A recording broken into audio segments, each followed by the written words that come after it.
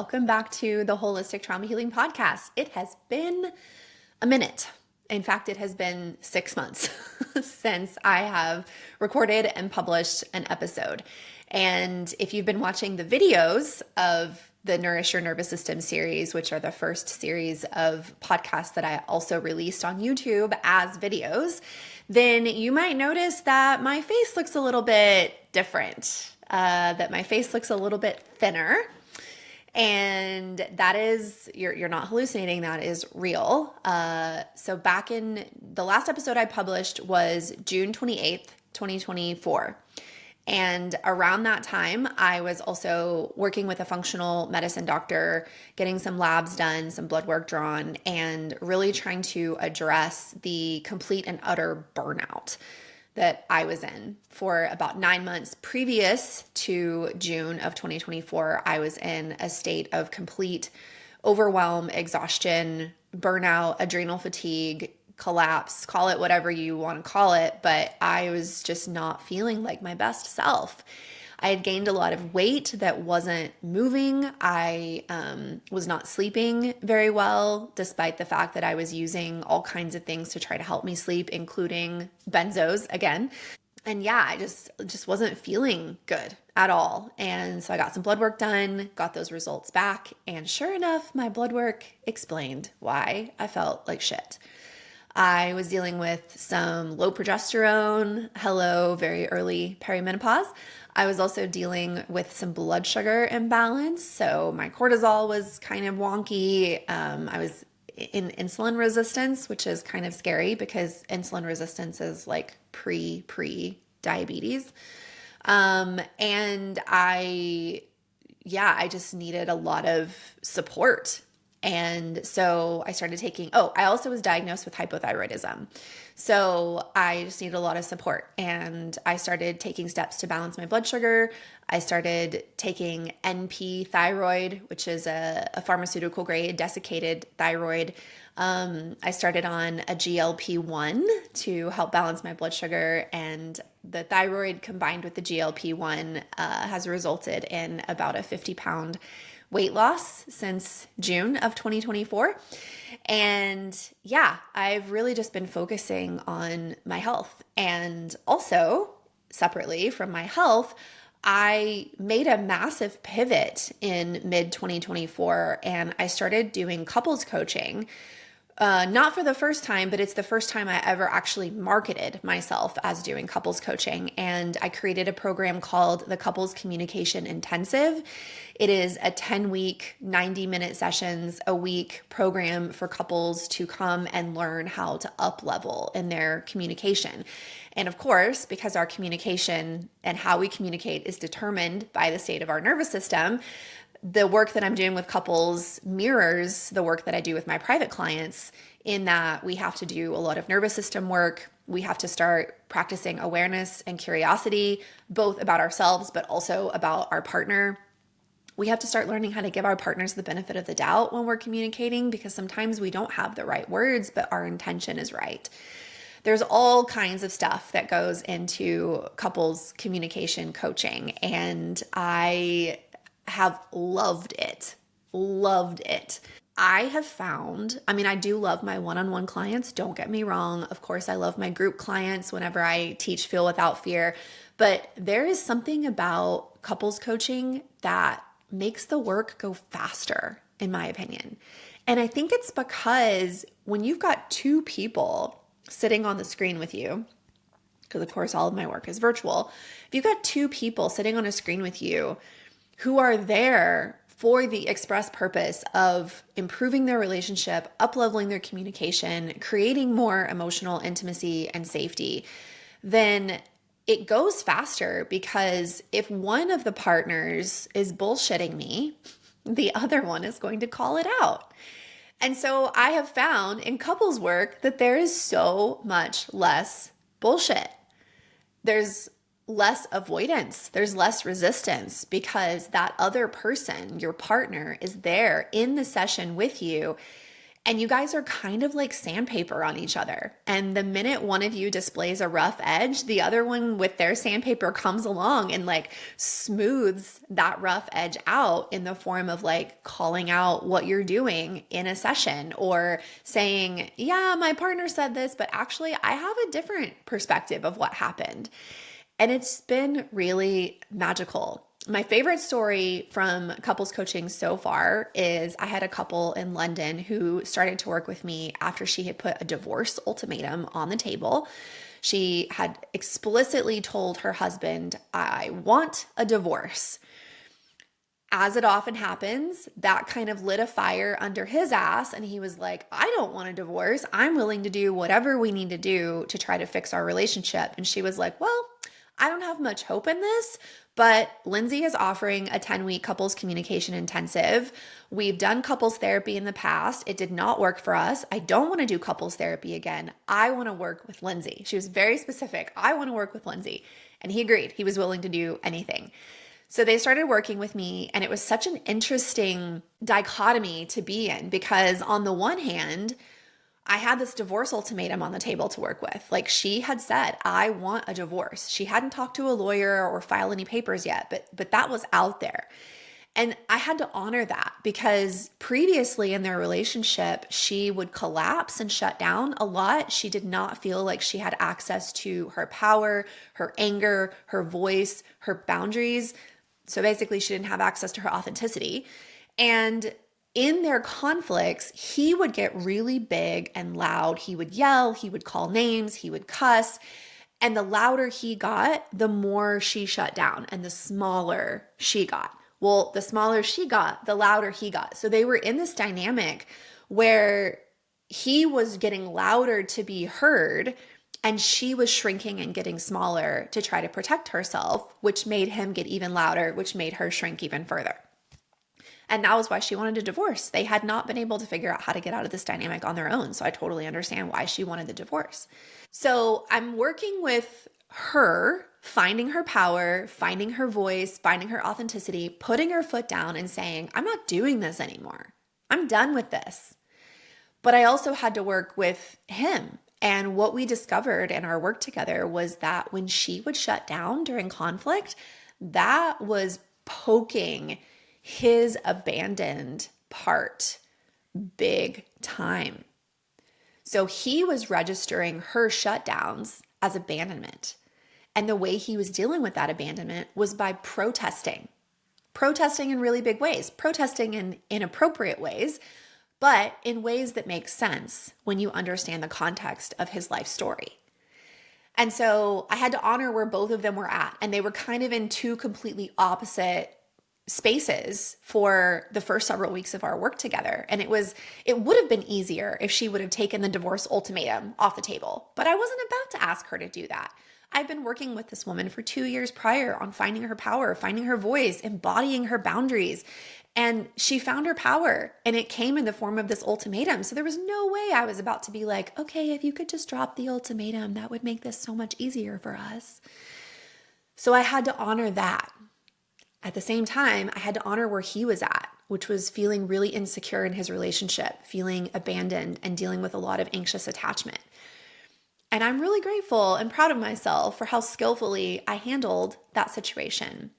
And eventually, by week 7 of the 10-week coaching program, she took the ultimatum off the table. And the reason she was able to take the ultimatum off the table is because I challenged her to see if she could separate her power and her embodiment of that power from the ultimatum. The ultimatum is not what gave her that power. She found her power first, and that's how she was able to give the ultimatum. It wasn't that she gave the ultimatum and then she found her power. So the ultimatum represented power, boundaries, anger. It represented, I am done with this dynamic in our relationship. And I was going to honor that 100%.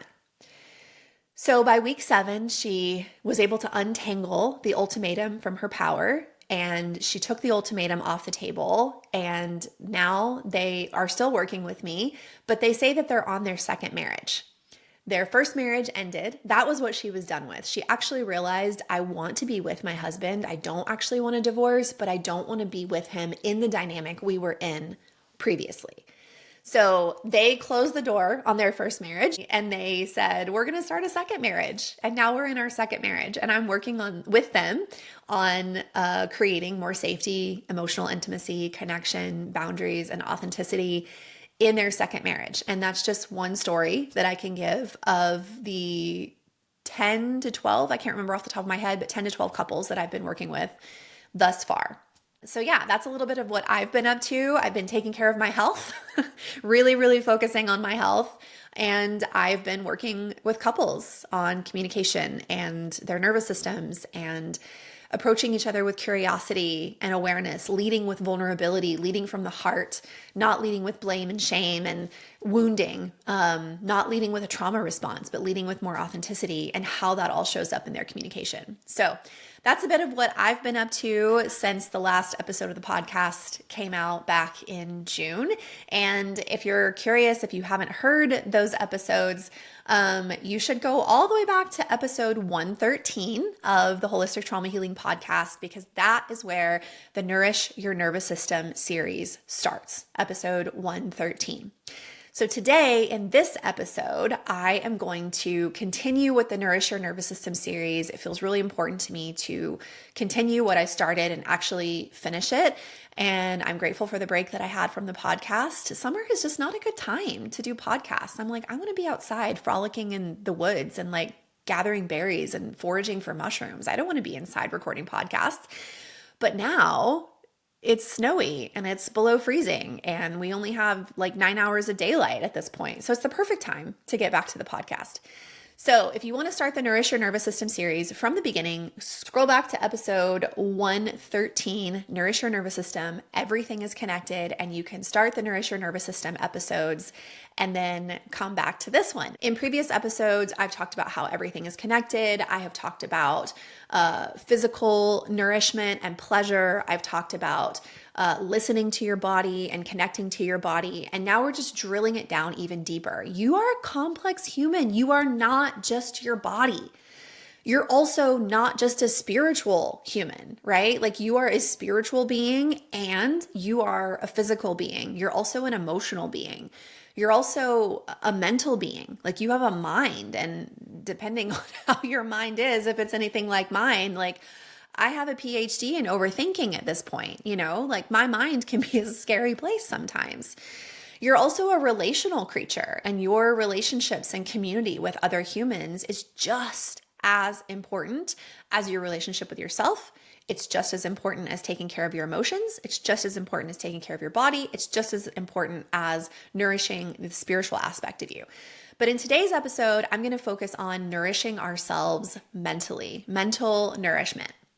So thus far in these episodes on Nourish Your Nervous System, I have mentioned the voice in your head several times. And now in this episode about mental nourishment, I'm going to elaborate on the voice in your head or voices in your head and what that means for your mental nourishment, how that applies to your mental nourishment. So first, I just want to be really clear that mental nourishment is not about mantras and affirmations. It's also not about being in a positive mindset all the time. So I just want to repeat, mental nourishment is not about mantras and affirmations.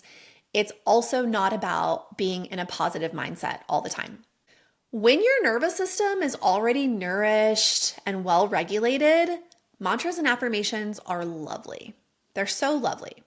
However, when your nervous system is undernourished and very dysregulated, mantras and affirmations are nothing.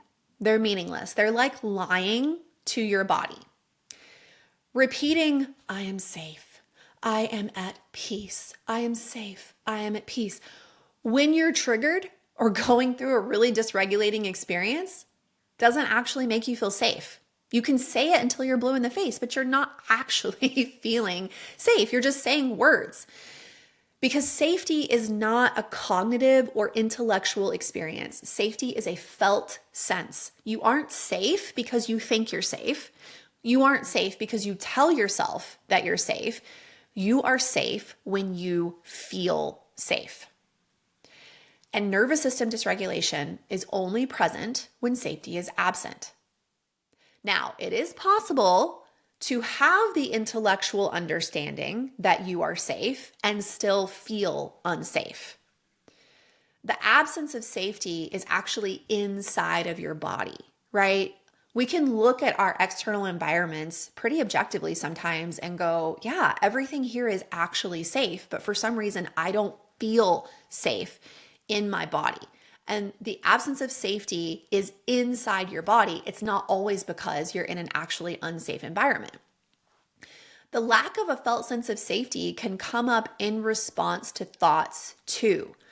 I cannot remember who said this, but it's a pretty well-known fact about the nervous system and the mind, and that is that story follows state.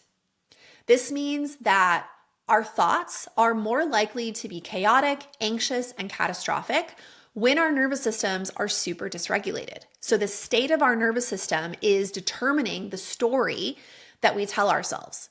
So this is how, even if your environment is actually safe, if the state of your body on the inside is in dysregulation, then the story you're telling yourself about your environment is that it's unsafe, even when it's not. One of my favorite quotes, I say this quote in my Nervous System 101 workshop. I'm going to say it here. It's such a good quote. It's from Eckhart Tolle, his book, A New Earth. I will link it in the show notes below. It is a must-read spiritual book for everyone. And here's what Eckhart says. Most people are so completely defined by the voice in the head, the incessant stream of involuntary and compulsive thinking and the emotions that accompany it. As long as you are unaware of this, you take the thinker to be who you are. This is the egoic mind. We call it egoic because there is a sense of self, of I, which is ego, in every thought, every memory, every interpretation, every opinion, every viewpoint, every reaction, every emotion. Spiritually speaking, this is unconsciousness. Your thinking, the content of your mind is, of course, conditioned by your past, your upbringing, culture, family background, and so on. So if this is your first time to hear about the concept of the voices in your head, I just want to reassure you that everyone has multiple voices in their heads. A lot of times these voices are very critical, they're very judgmental, they shame you, they judge you, the things you do, the things you cling to, what you feel offended by, what you believe, what you identify with. It's judging others and the things they do and the things they cling to and identify with and feel offended by and react to. Most of the time, the voices in our heads are pretty freaking judgmental. You may identify a voice like the inner critic or the inner judge. That's a really common one. But we have many voices in our heads.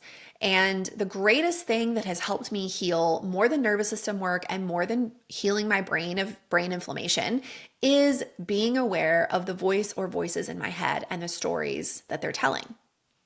Without awareness of this inner voice, my mood, my choices, my judgments are automatic and unquestioned. And the likelihood of remaining dysregulated increases because when we aren't aware of the story we're telling ourselves, of the voice in our heads, that story is running on autopilot and it is just confirming and affirming our subconscious beliefs, which are most often rooted in fear.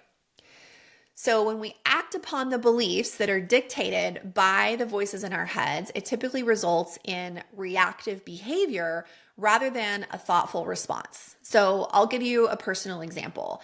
You guys know this story. I've talked about it before. It's about my mom. When I was growing up, my mom often gave me the silent treatment. She would withdraw from me. Not always her physical presence would be withdrawn from me, but definitely her emotional presence and any attention or attunement she was giving me was withdrawn.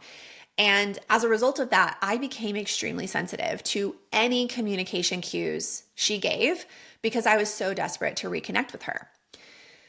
I am still very sensitive to verbal cues like tone of voice, inflection, and volume of voice. I'm also extremely sensitive to nonverbal cues such as body language, facial expressions, breathing patterns, and things like that. I also frequently misinterpret both because my nervous system is hardwired to interpret a threat in people's verbal and nonverbal communication cues because of this long-standing pattern that I was in from an early age with my mother. I will often perceive people's verbal and nonverbal cues as threatening, even when they really aren't. The voice in my head makes up stories about me, about the other person, about our relationship. It catastrophizes the worst because my deepest wound is emotional abandonment, and my greatest fear is the loss of my intimate attachment relationships. And that started a long, long time ago, like 40 years ago, with my mom. And just so we're clear, I'm not blaming my mom for anything. In fact, if you want to hear more about my experience with complex PTSD and my mom, you can go back in the podcast to episode 103. It's called A Year Without My Mother, Reflections on Complex PTSD and Abandonment Triggers, and you can hear more about my story with that. And in my adult relationships, before I was aware that this voice in my head existed, my typical reaction was first to be very anxious about whatever communication cue I was being given, and then react to that anxiety with anger and defensiveness. So I would pick fights over the smallest facial expression. I would need to microanalyze size, verb tenses, stuff like that. I would preemptively defend myself from what I was sure was a threat to me or to the relationship. That fear of abandonment already exists in my body. I don't know that fear of abandonment is ever going to go away. It is deeply carved into the neural pathways of my brain. It is etched in my cells and bones. My adaptive survival pattern is to pick up on a communication cue that I believe confirms what I fear, which is abandonment, and then react to protect myself from getting hurt. That's what I did before awareness. However, by practicing awareness of this pattern within my safe relationships, very important to say that I'm practicing this in relationships where I'm not actually being abandoned, okay? If my nervous system was dysregulated because I was practicing this awareness, but in a relationship where I was actually being abandoned, then my body is really smart to give me those survival messages and cues and to create that dysregulation to protect me. But when I am practicing awareness of this pattern in the containers of my safe relationships, then it doesn't make sense to go back into the old patterns of picking a fight and becoming defensive or getting really anxious. That's not going to serve me or the relationship very well. And it also is not going to lead to the intimacy, safety, and closeness I desire. So instead, I have learned to slow down, to notice the anxiety that quickly turns into defensiveness. And instead of reacting, I have learned to respond with curiosity. So it sounds something like this. What I would say to the other person: I noticed your facial expression, your tone, your body language. And the voice in my head says it means this. It means you're mad at me. It means you're going to abandon me. It means you're thinking about leaving me, whatever. Is that what's happening right now? Am I interpreting your communication cues correctly? I get to bypass that whole reaction. I get to bypass the conflict, the fight. I get to bypass my own defensiveness. I don't have to sit and stew in anxiety, overthinking what they actually mean or what they're thinking. I just get to say, hey, I noticed that when you said this, you sighed a certain way. And the voice in my head is telling me that sigh means that you are exasperated with this conversation and you don't want to be in this anymore. Is that what's actually happening right now? Am I interpreting you correctly? And then I actually cut through all the bullshit and I give the other person a chance to go, oh, no, that's not what's happening. Not at all. In fact, never once has the other person said, yep, the voice in your head is telling the truth. That's actually what's happening. I am actually planning on abandoning you. Never once has that happened. This has been so healing for my complex PTSD and my relationships, because I don't have to jump straight into the story, into the trigger. And when I say this has been healing for my complex PTSD and my relationships, I don't mean healed as in I never misinterpret communication cues or get triggered. I don't mean healed as in there's no more voice making up stories about myself or other people in my head. What I mean with this particular trigger being healed is I have awareness of this pattern in myself. I tend to perceive non-threatening communication cues as threatening. It serves me and my relationships better when I can calmly ask if what I'm perceiving is real rather than reacting defensively and creating unnecessary conflict.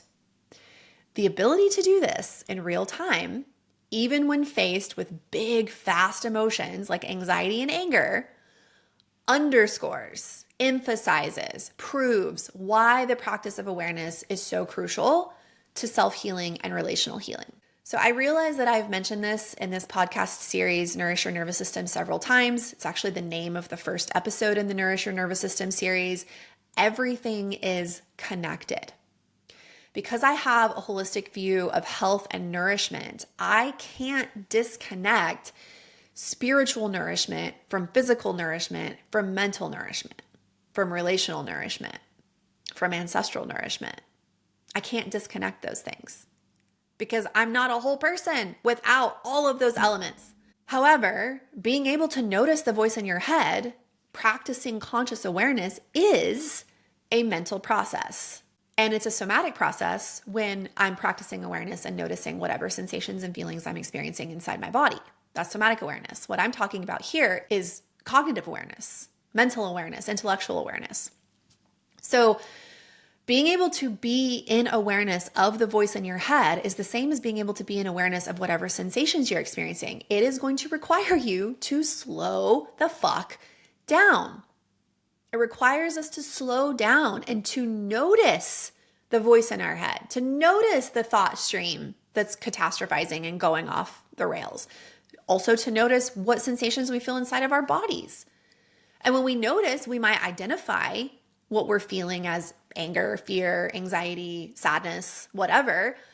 And also we can use the cognitive brain, the prefrontal cortex, to formulate a calm, conscious response to whatever it is that we're noticing. On the surface, this might not seem that nourishing, but with practice and consistency, this is very nourishing, and it has nourished my relationships and me personally. It's nourished so many of my clients to be able to have this practice of awareness, of noticing the voice in their head, of noticing how they react instead of how they respond. So when I share my observations and emotions with vulnerability and authenticity while trusting that my close relationships will listen without passing judgment or shame, I am nourished. This fosters safety, trust, openness, vulnerability, and compassion, which is exactly what we need more of in our relationships, not less of, right? None of us would have the trauma we had if in our primary attachment relationships, there was a sense of safety, trust, openness, vulnerability, and compassion, right? So we have to create that now. So now I kind of just want to pivot into things that you need to know about the voice in your head. So I have a list of 9 things. These are from my book, Nourish Your Nervous System. You can check it out, get it as an ebook and audiobook. I read the audiobook. It's over 7 hours, so it's a full-length book. And this is from the chapter on mental nourishment. And it's 9 things that you need to know about the voice in your head. So, number 1 thing you need to know about the voice in your head. It is not you. It isn't you. I don't care how familiar it is. I don't care how long it's existed. The voice in your head is not your authentic voice. It is the voice of someone else, a critical parent, a caregiver, a bully, an ex, a teacher. It is the voice of someone else. It is probably an amalgamation of different voices. It's shaming, judgmental, critical, and unkind. And all the voices around you when you were a child that were judgmental, shaming, critical, and unkind have now amalgamated together and morphed into the voice in your head that's not actually you, but you think it's you. And it has become your inner critic or your inner judge. So when you notice, when you are in conscious awareness of a voice in your head, see if you can identify who it sounds like. My voice in my head a lot of times sounds exactly like my mother. Sometimes it sounds like my stepfather. Sometimes it sounds like a really judgy, shaming teacher that I had in high school. Sometimes it's a conglomeration or an amalgamation of all of them. Second thing you need to know about the voice in your head: you can't get rid of it. Sorry. Don't even try. You can't do it, so don't waste your effort. Even though it's not the voice of your highest self, your true self, or your authentic self, it is still a part of you. It's still trying to protect you. And trying to eliminate these voices is only going to make them louder and make you feel worse. What we can do is integrate some of these voices through something like parts work or internal family systems. That's much more realistic than trying to kick the voices out of your head. You can't. Third thing you need to know about the voices in your head: you don't have to believe them. You actually don't have to hear that voice and believe it as gospel truth. In fact, the voice in your head is not a reliable source of unbiased truth or fact. It is usually biased in some way. It may position you as always right. It may position you as always wrong. It may position you as a victim, as a shameful person, a broken person, an unworthy person, however that voice labels you. It may position other people as that. It may position a relationship as that.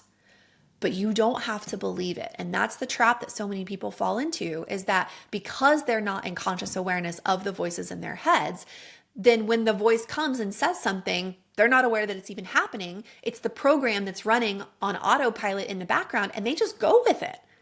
They just believe it like it's facts. It's not. Fourth thing you need to know about your voices in your head. This goes along with what I said earlier. The voices in your head are going to reflect the state of your nervous system. Story follows state. So the more dysregulated your nervous system, the louder those voices are, and the more likely you are to believe them as truth.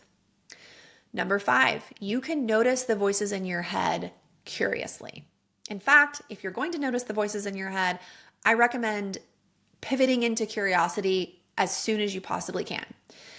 The voice in your head is not something that you need to act on automatically. You can simply notice it. The instinct may be to notice it with judgment, like, ugh, there's that fucking voice again. Curiosity is the antidote to judgment. When you notice the voice, try to meet it with curiosity. And you can even ask curious questions. Isn't it interesting that the voice in my head is saying this? Or, I wonder what purpose it serves to act on what this voice in my head is telling me to do. I wonder who this voice in my head sounds like. When have I heard this before? Right? Curiosity. Notice how none of that is judgmental. It's open. It's curious. Number 6, the voices in your head are trying to protect you. They are actually trying to keep you safe. But the voices in your head are attempting to protect you through things like fear, shame, blame, and judgment. Yes, even by shaming you, the voice in your head is trying to protect you from something. And usually it's trying to protect you from feeling something. For example, if the voice in your head can shame you before you try something new, then it protects you from feeling failure when you don't succeed on the first try. Pretty smart, right? If the voice in your head can blame you for all the problems in your relationship, it's protecting you from feeling out of control and vulnerable when your partner doesn't step up to do their part. Pretty smart, right? When the voice in your head immediately blames your partner for all the problems in your relationship, it protects you from feeling shame about the instances when you may have been outside of your integrity and not acting in alignment with your values, right? Fear is very, very creative. These voices in your head are voices of fear. Yes, even shame is fear, even blame is fear, even judgment is fear. These voices in your head are full of fear. And so they're going to stir up fear stories in you all the time. But you don't have to believe them. And you can thank them for trying to protect you, but you can also integrate those voices, integrate those parts through something like parts work, so that they're not quite as loud and so that they're not trying to protect you in these like really wounded ways. 7th thing to know about the voices in your head: they are a mirror, as everything is. The voices in your head are mirroring back to you where there is an opportunity for deeper awareness and healing. And awareness of the voices in your head can invite deeper self-love and healing when met with curiosity and compassion, not when met with judgment, blame, shame, guilt, etc. Number 8, the voice in your head is part of your mind. Something that's very important for us, especially for those of us who have bought into mantras and affirmations, is that we can't control our thoughts any more than we can control the weather. Anybody who tells you to get control of your thoughts has no idea what they're talking about. Even people who meditate to try to control their thoughts don't have control of their thoughts. You cannot control your thoughts any more than you can control the weather. Dr. Russ Kennedy, in his book, The Anxiety RX, says the mind is a meaning-making machine. It is trying to make and create meaning out of everything at the expense of your contentment, your joy, and your peace in relationships. Again, it's doing this because it's trying to protect you. If it can make a negative meaning out of something, then maybe it can protect you from that negative thing. Okay? But you're not going to control the voices in your head. And if you want to try to control the voices in your head, then stop trying to do it mentally and go into your body and work on your nervous system. Because remember, the story follows the state of your nervous system. The voices in my head now are much quieter than they used to be. And it's not because I did a bunch of mindset work. It's not because I did a bunch of mantras and affirmations. It's because I focused on my body and I created more capacity, resiliency, and flexibility in my nervous system. And because of that, those voices don't have the need to compulsively and automatically make judgments, blame people, shame me, whatever it is that they do to try to protect me from whatever it is they're trying to protect me from. And the final thing that I want you to know about the voice in your head is that the more awareness you have of it, the more power you have. When you have power, you have the ability to access conscious choice, and that really is your power. Your ability to choose something consciously, using your own agency and your own sovereignty to make that choice is power.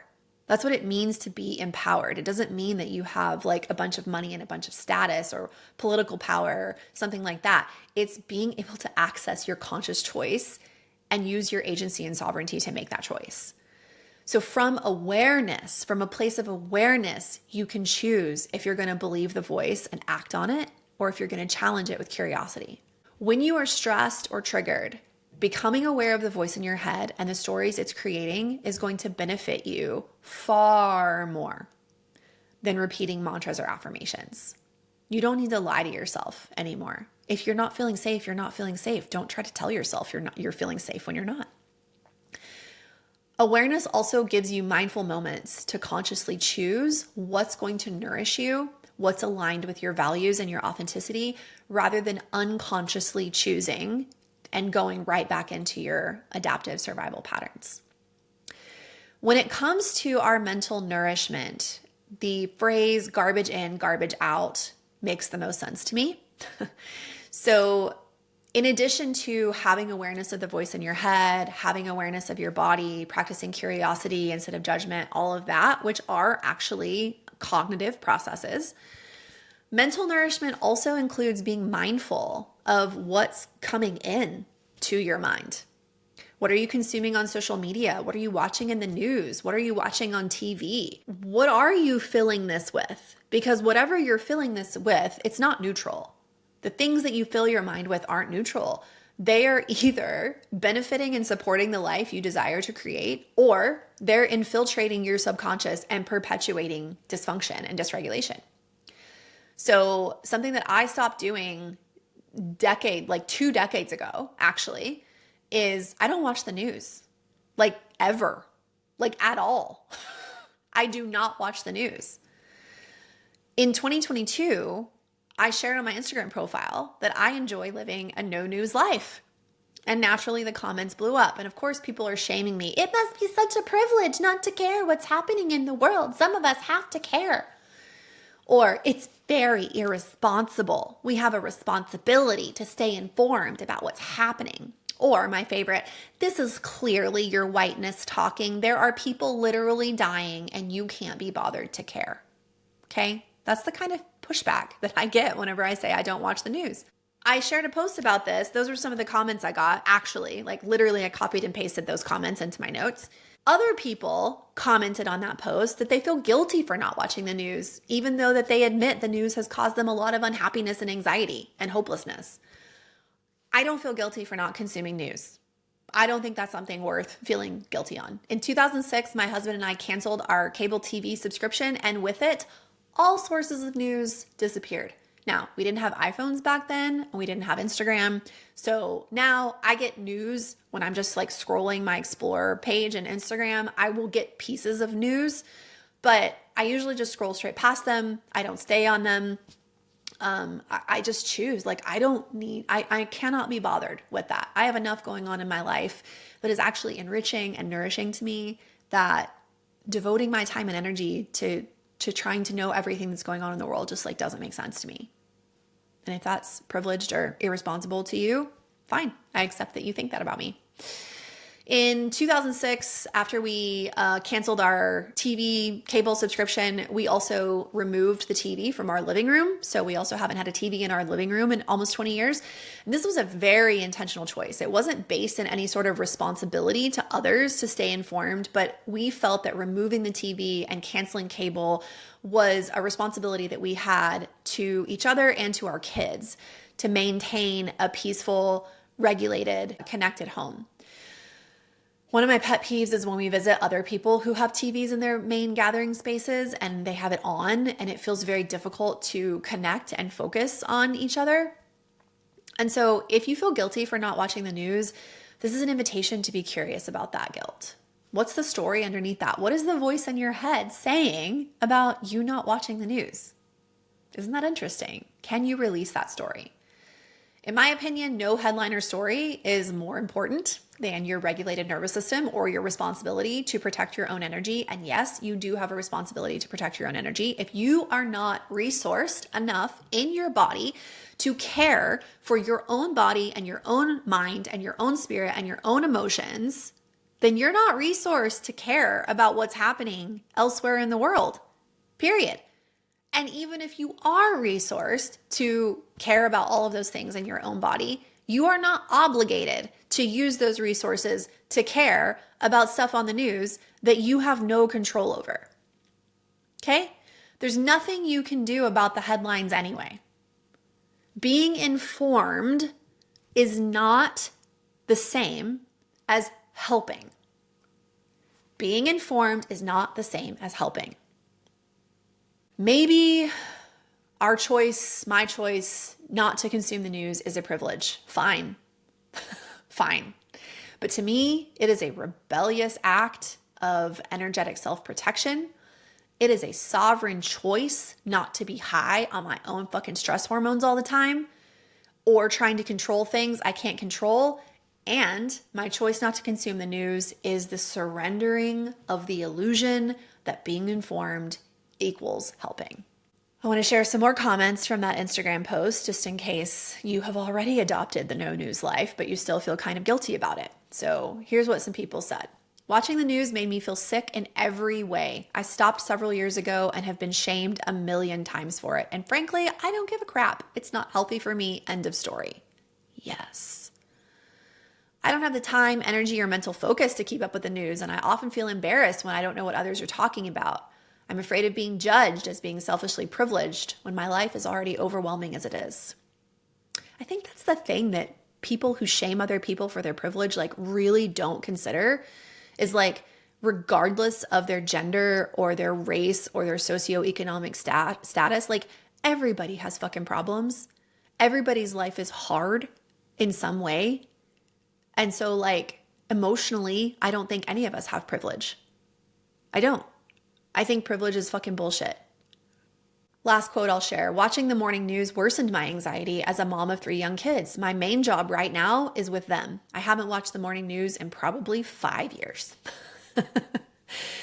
So yeah, if that's the kick in the pants that you needed in 2025 to live that no news life, then come live it with me and with other people who are following me, because we are finding fulfillment and way less stress in living a no news life.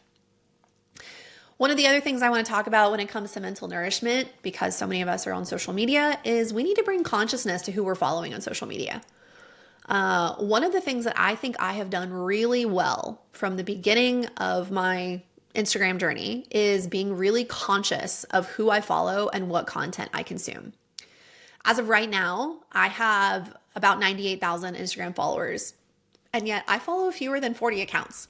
Following fewer accounts is a pretty simple way to limit the amount of time that I spend on social media. I can usually make it through my entire feed in less than 60 seconds. I often get repeats because not everyone I follow is posting every day because I follow fewer than 30 people.